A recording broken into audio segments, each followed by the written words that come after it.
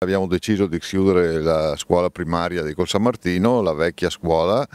e che dava un po' qualche segno di preoccupazione sia ai genitori che agli insegnanti e anche all'amministrazione, per cui abbiamo pensato di provvedere tramite container a questa nuova sistemazione. Le nuove scuole verranno costruite a fianco, diciamo, della palestra della scuola di Col San Martino, delle scuole medie. Stiamo trattando con i proprietari e abbiamo fatto già più di un incontro,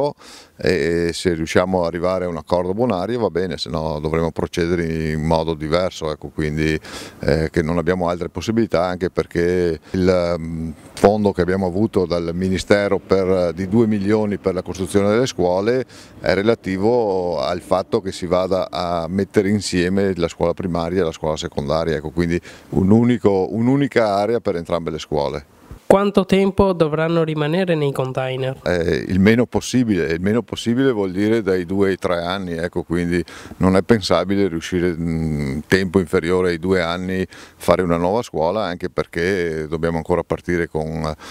le gare d'appalto e tutto quello tutta quella che è la procedura per le nuove scuole, per cui diciamo che dai 2 ai 3 anni devono sicuramente rimanere qua in questo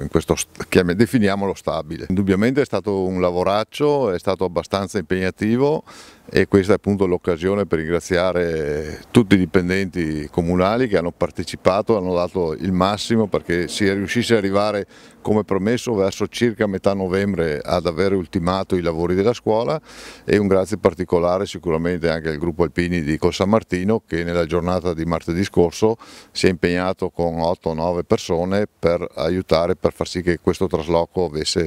riuscisse a chiudersi, insomma, ecco, in breve tempo, e poter dare inizio a questa nuova